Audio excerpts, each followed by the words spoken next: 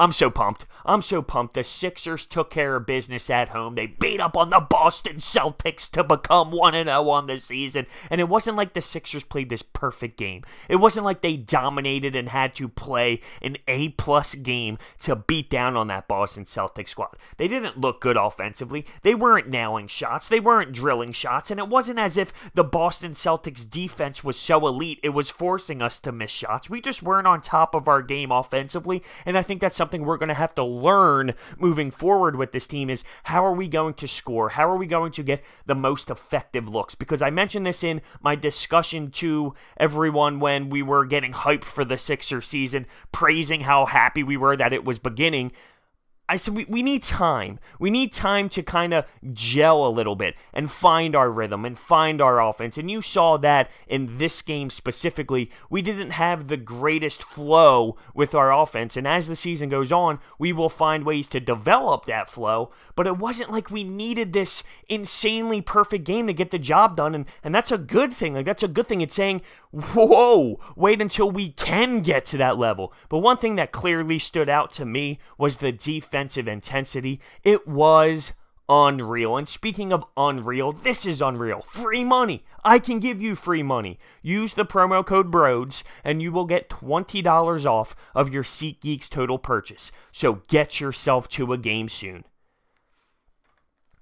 One thing that bothered me was the refereeing, and I hate to be that guy. I do. But as a fan, I want to watch the best players perform. I want to watch them compete at a high level and specifically late in ball games. Fourth quarter, I want to watch the best play. But no, because of all the ticky-tack and all the whistles consistently throughout the entire game, I had Joel Embiid on the bench with 5 fouls. I had Al Horford on the bench with 5 fouls late in the fourth quarter. Jaylen Brown, he got into foul trouble. And I know that a lot of Sixers fans will say, well, that's because of the Sixers' length and they were playing, what was it, smash mouth offense that Brett Brown wanted to. Yeah, that played a factor. Of course that played a factor, but at the end of the day, me watching that game, it was more because of the refs were so brutal and wanted to call everything. And it wasn't just the fouls they were bad with. Furkan Korkmaz got a steal and they called it a kick. It wasn't even close to touching his foot at all. There were so many bad calls, and it was on both sides. The Celtics had bad calls against them. The Sixers had bad calls against them. And look at me. This is what I'm talking about.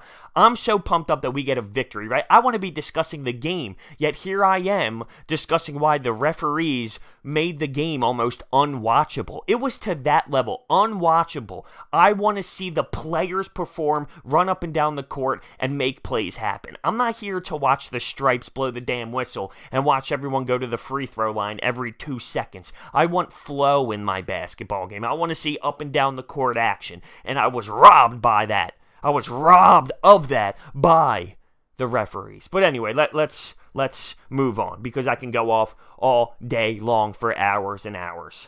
The defensive intensity was legit. Their length is legit. We had 7 blocks, 6 steals. We held the Boston Celtics to, 36% from the field. And taking a look at someone like Kemba Walker, who went off against us last year, for remember, 60 points, the dude went off. Well, tonight, 4 of 18, and couldn't score whatsoever. He went off last year against this team and scored at will.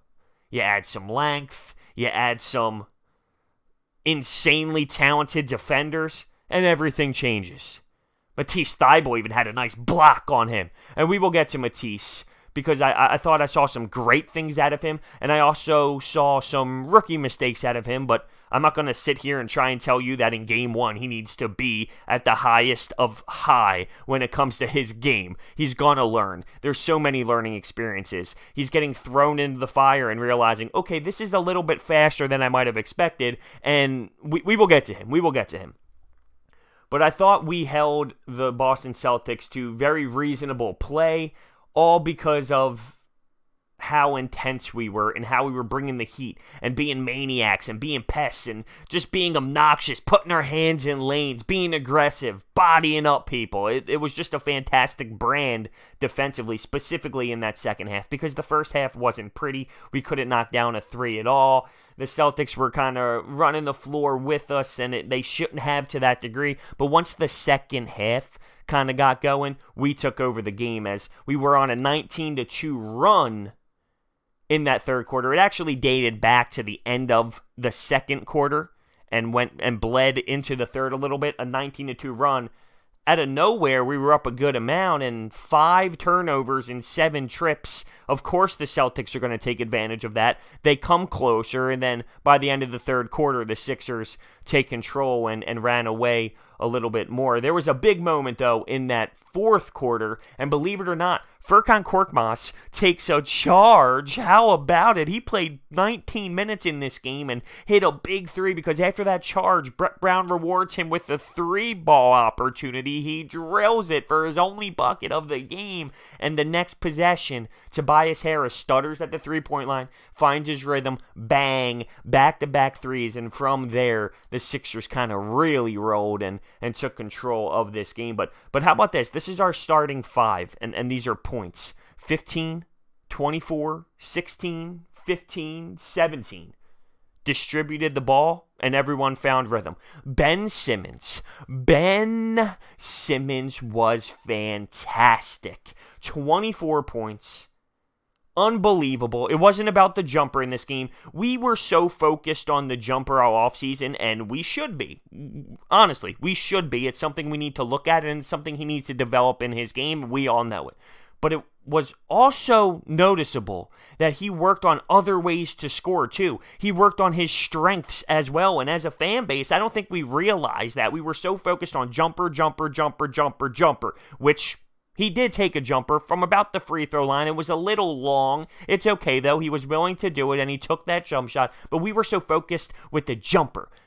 When I watched him play, and when I watched him dominate against the Celtics, I realized that he was so much better at scoring in ways that we already knew he was good at. Finding ways to use the glass, use his body, back to the basket. Unbelievable. That one play on a fast break, he literally laid it up so nonchalantly off the window as he's running full speed and going out of bounds. I couldn't even believe what I saw. It was so great. So Ben was great, and his stat line read 24, 9, and 8, close to a triple-double. I couldn't believe my eyes when I was watching Ben tonight, and I shouldn't be this shocked with it. I knew he was this good, but I am still this shocked with it because maybe I just missed it so much, and I don't know. I don't know what it was, but he was mesmerizing out there without a doubt. So Tobias, 15 points, 15 rebounds. I think we need to realize that Tobias Harris is what he is. He's not a bad player. We overpaid him the max and all that so he can stay here because we weren't able to lose him, right? And I'm not knocking Tobias Harris. I'm just going to say I think my expectations with him is he is what he is. He'll have games where he scores 24, 26, 28 points. He'll have games like this where he scores 15 and he's not as aggressive as he would like him to be. This is just what it is. And you got to take the contract out of it because everyone's going to scream that he needs to be this elite talent because we paid him the max. You paid him the max because you couldn't lose him. You lost Jimmy Butler. You gave up a lot of assets. And once again, I'm not knocking Tobias Harris. I just think we need to realize what he is going to be. I hope he finds a way to develop and be this superstar and turns into another tier. But I think he just is what he is. And it's not a bad player. It's an effective player that will help this team tremendously. But he's not at that next tier, if you will.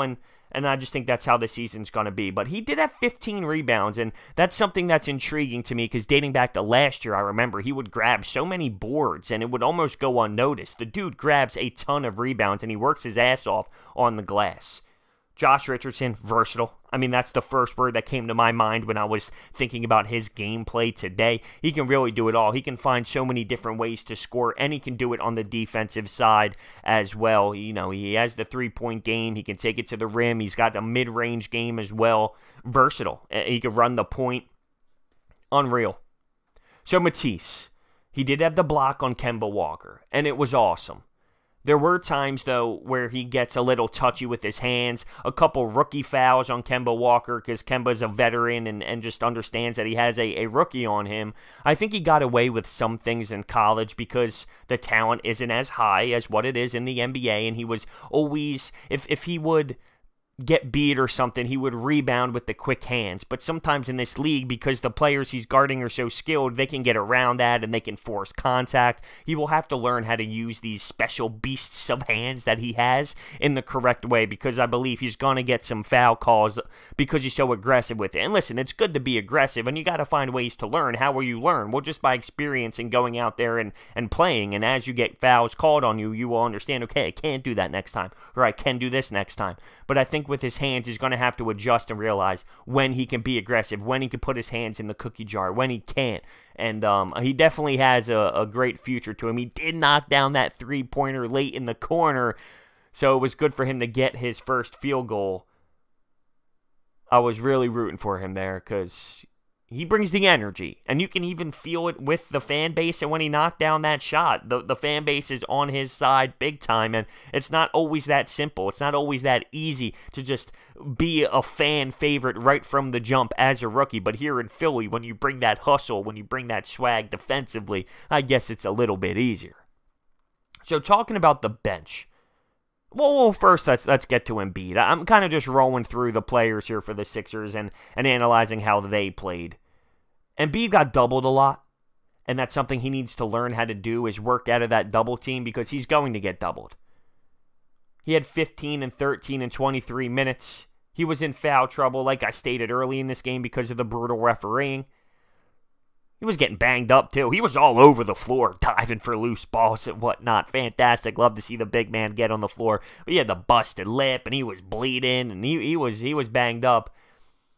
He's going to have to find ways to pass out of that double team, work out of that double team, because squads are going to focus in on that, especially when other guys leave the floor and say other guys in the rotation, the starters are not on the floor with him at times. It's easier to bring that double team because you'll allow other bench players to shoot over Embiid, getting his dominance and getting his rhythm in the basketball game. So the bench was Ennis, Thibault, Mike Scott, and even Korkmaz. Those were the guys that got legitimate minutes. Kyle O'Quinn played late because of the foul trouble from the big man, and he knocked down a three ball. He was hype, screaming, getting crazy after that three ball hit. He instantly walked up to the line and said, screw it, I'm going to pop this, and nothing but net. It was fantastic.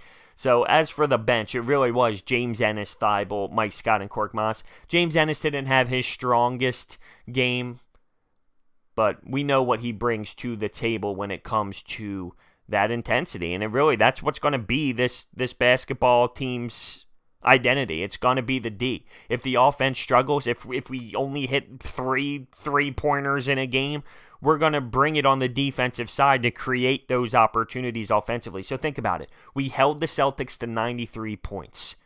You're going to win basketball games if you can hold your opponent to something in that range. We scored 107, and we were atrocious on the offensive side of the court. So just think about that.